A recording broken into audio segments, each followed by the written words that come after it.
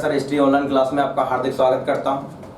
देखिए आज से फिर दोबारा से एक नई वीडियो लेके आया हूं। कुछ टेक्निकल प्रॉब्लम की वजह से वीडियो अपलोड नहीं हो पा रही हैं और पता है आपको कि कर्फ्यू लग रहा है, लॉकडाउन लग रहा है, इसलिए तुरंत वीडियो नहीं आ पा रही हैं।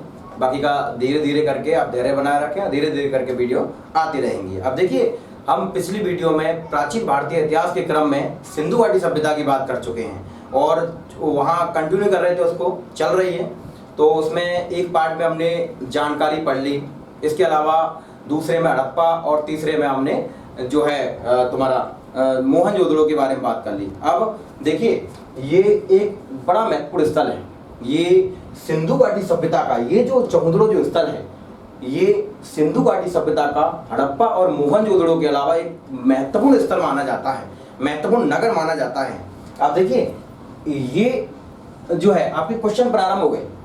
ये जो स्थल है ये इस सिंधु घाटी सभ्यता का तीसरा नगर माना जाता है। अगर आपसे यहीं से क्वेश्चन पूछ लिया जाए कि भाई सिंधु घाटी सभ्यता का तीसरा प्रमुख नगर कौन सा है, तो आप चौंदड़ो की बात कर लेंगे। किसकी बात करेंगे? चौंदड़ो की। ये जो स्थल है ये सिंधु घाटी सभ्यता का जो दूसरा नगर है मोहनजोदड़ो, उससे 130 किलोमीटर की दूरी पर दक्षिण पूर्व की तरफ जो है स्थित है।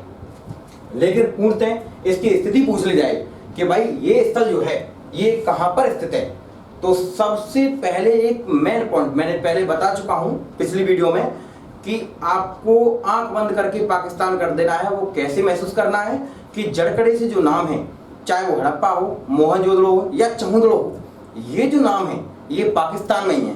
तो आपको यही समझ लेना है कि जड़कड़ा सा नाम है इसलिए ये भी पाकिस्तान में है। अब देखिए इसकी पूर्णतः स्थिति अगर बात करते हैं कि चौंदड़ो की मुख्यतः स्थिति कहां पर है, कहां पर मेन प्रॉपर जगह पर कहां है, कौन सी नदी है, कौन सा प्रांत है, तो ये जो है ये पाकिस्तान में है।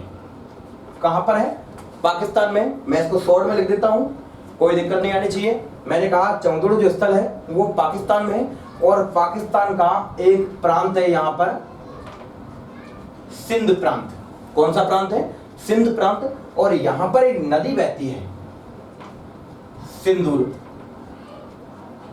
ये जो सिंधु नदी है इस नदी के किनारे पर ये स्थल विकसित हुआ। मैंने कहा जैसे हम जो लोग जैसे समाज जी रहे हैं, जैसे समाज में रहकर जो भी क्रियाकलाप कर रहे हैं, वैसे ही ये चौंदड़ो के जो लोग हैं वो भी अपनी कार्यशैली पहले कर चुके हैं। इसके अलावा देखिए इसकी खोज और खुदाई की अगर बात करें, मैंने कहा स्थिति की बात कर चुके हैं, पाकिस्तान में है, सिंध प्रांत में और सिंधु नदी के किनारे पर विकसित हुई। लेकिन अगर इसकी खोज के बारे में बात करें और इसकी खुदाई के बारे में बात करें तो दोनों की अलग अलग डेटे हैं। दोनों के खोजकर्ता और खुदाईकर्ता जो है अलग अलग हैं। देखिए यहाँ आपको थोड़ा ध्यान देना है, ये चौंदड़ो जो स्थल है इसकी खोज जो है 1931 में। बाय द वे कभी ऐसा हो जाए कि 1931 आपको परीक्षा में नहीं मिले तो आप आंख बंद करके 1934 भी कर सकते हैं, लेकिन 1931 नहीं आए तब आपको 34 कर देना है। ठीक है, दोनों ही डेट जो है ये किताबों में लेके थे। मैंने कहा चौंदड़ो की खोज 1931 में N.G.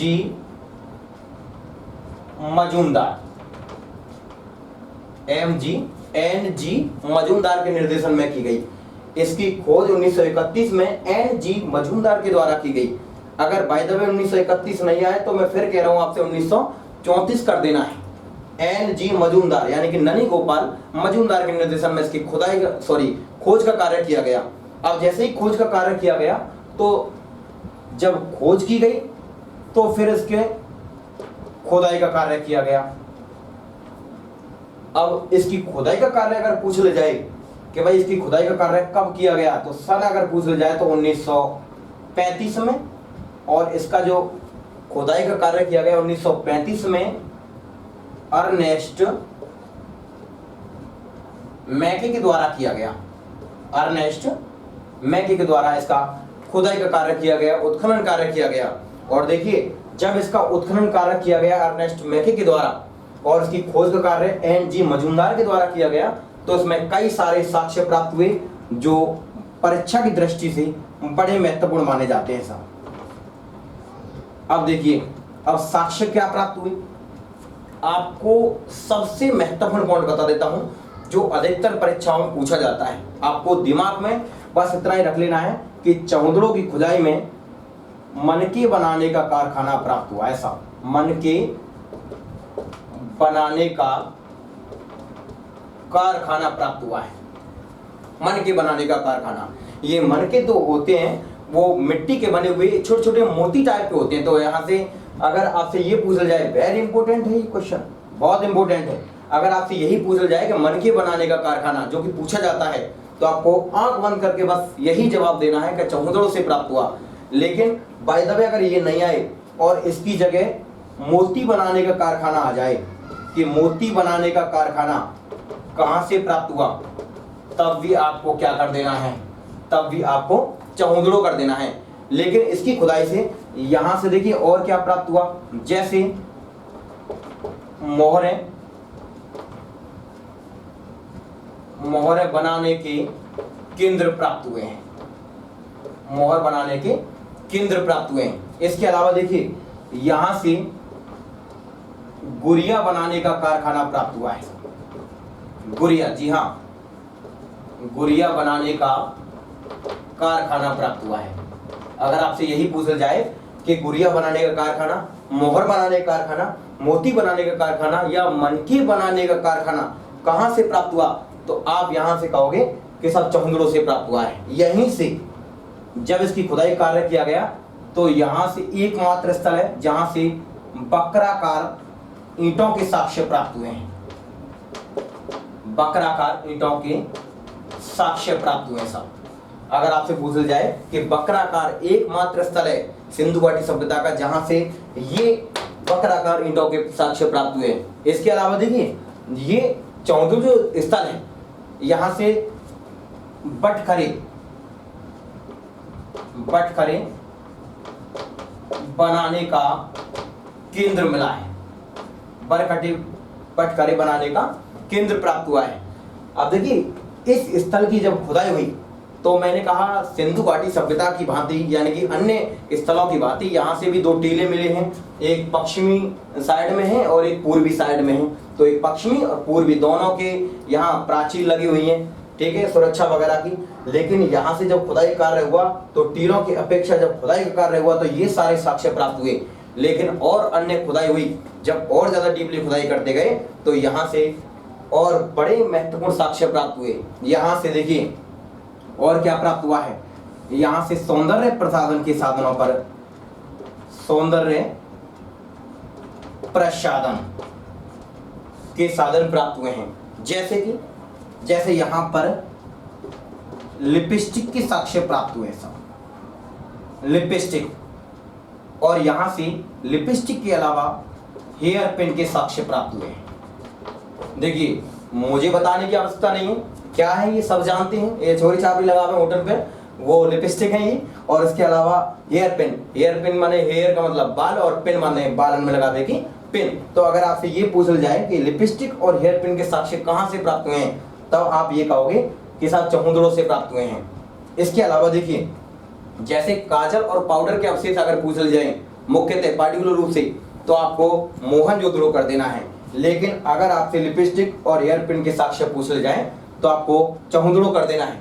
इसके अलावा देखिए विद्वानों को यहाँ से खुदाई में एक नीली स्याही मिली है साहब। क्या मिली है?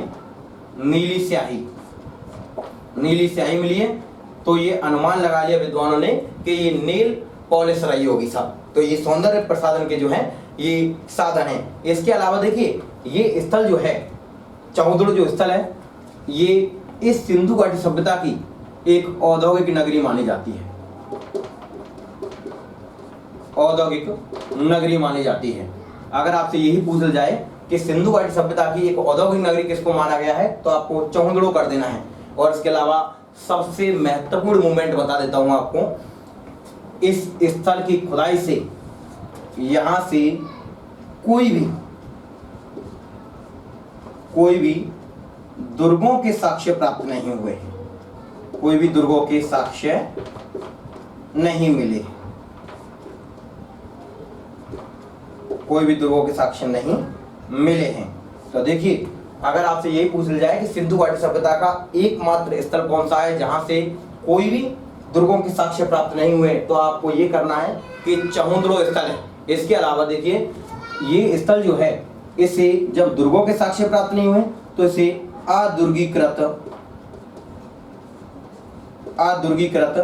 नगर कह सकते हैं।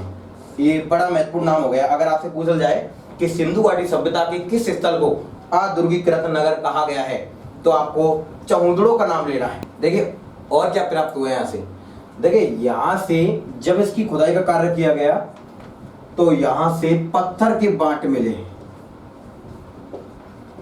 पत्थर के बांट मिले। इसके अलावा यहां से देखिए कलश शवादान प्राप्त हुआ है, कलश शवादान प्राप्त हुआ है। इसके अलावा यहां से झाकर झूकर संस्कृति के साक्ष्य प्राप्त हुए हैं, झाकर झूकर संस्कृति के साक्ष्य प्राप्त हुए हैं। ये मैं एक बार और रिवाइज करवा देता हूं। देखिए ये चहुंदड़ो जो स्थल है ये सिंधु घाटी सभ्यता का तीसरा प्रमुख नगर माना जाता है। ये चहुंदड़ो जो स्थल है मोहनजोदड़ो से 130 किलोमीटर की दूरी पर दक्षिण पूर्व में स्थित है। इसके अलावा इसकी स्थिति पूछ ली जाए तो इसकी स्थिति ये पाकिस्तान के सिंध प्रांत के सिंधु नदी के किनारे विकसित हुआ। और इसके अलावा देखिए जब इसकी खोज की गई तो 1931 में N.G. मजूमदार के द्वारा की गई, ननी गोपाल मजूमदार के द्वारा की गई। इसके अलावा अगर बाय द वे कभी ऐसा हो जाए कि 1931 नहीं आए तो 1934 भी आपको कर देना है, टिक, खाली छोड़ के नहीं आना है। इसके अलावा इसकी खुदाई का कार्य अगर पूछल जाए, उत्खनन कार्य पूछल जाए तो 1935 में अर्नेस्ट मैके के द्वारा इसका खुदाई कार्य किया गया। जब इसमें खुदाई कार्य किया गया तो यहाँ से कई सारे साक्ष्य प्राप्त हुए। जो अवशेषों के रूप में सबसे महत्वपूर्ण जो साक्ष्य है जो हमेशा पूछा जाता है हर तरीके की परीक्षा में, मनके बनाने का कारखाना। अगर आपसे यही पूछा जाए कि मनके बनाने का कारखाना कहां से प्राप्त हुआ तो चहुंदड़ो कह सकते हैं। और इसके अलावा मनके को ही मोती कहा गया है तो मोती बनाने का कारखाना हो गया। इसके अलावा मोहर बनाने के केंद्र जो हैं यहीं से प्राप्त हुए हैं, गुड़िया बनाने का कारखाना यहीं से प्राप्त हुआ है। बकराकार ईंटों के साक्ष्य एकमात्र स्थल है ये सिंधु घाटी सभ्यता का जहां से बकराकार ईंटों के साक्ष्य प्राप्त हुए हैं। बटखरे के साक्ष्य मिले हैं, बटखरे के केंद्र मिले हैं। इसके अलावा सौंदर्य प्रसाधन के साधनों पर भी जोर दिया जाता था। और इसके अलावा देखिए आप सौंदर्य प्रसाधन के साधन में क्या मिले हैं, जैसे कि लिपस्टिक और हेयर पिन के साक्ष्य प्राप्त हुए हैं। इसके अलावा देखिए लिपस्टिक और हेयर पिन के अलावा यहाँ से विद्वानों को खुदाई में नीली स्याही मिली है, जिनको देखकर ये अनुमान लगाया जा सकता है कि ये नेल पॉलिश रही होगी, यानी नाखूनों पर लगाने की पॉलिश रही होगी। इसके अलावा ये एकमात्र स्थल है जहां से कोई भी दुर्गों के साक्ष्य नहीं मिले। सिंधु घाटी सभ्यता की 1400-1500 साक्ष्यों के स्थलों के बारे में जानकारी प्राप्त हो चुकी है, लेकिन कहीं से उनमें से एकमात्र स्थल है ये जहां से कोई भी दुर्ग के साक्ष्य नहीं मिले हैं। यहाँ देखिए इसलिए विद्वानों ने एक नाम दे दिया इसे अदुर्गीकृत नगर कह दिया गया। अब देखिए ये चहुंदड़ो की बात है। इसके अलावा दूसरे जो स्थल हैं ऐसे बढ़ाते जाएंगे, कलीबंगा वगैरह अभी और आ जाएगा। तो तब तक वीडियो देखते रहिए और वीडियो देखने के लिए धन्यवाद कहूँगा। और मैं चाहूँगा कि आप वीडियो अच्छी लगती हो तो उसको लाइक करें, चैनल को सब्सक्राइब करें, बेल आइकन को प्रेस करें, जिससे कि जैसे ही नई वीडियो आएगी तो तुरंत आपके पास में नोटिफिकेशन पहुँच सके। और वीडियो कैसी लगती है वो कमेंट बॉक्स में लिख कर आप बता सकते हैं। ठीक है, तब तक के लिए धन्यवाद। जय हिंद, जय भारत।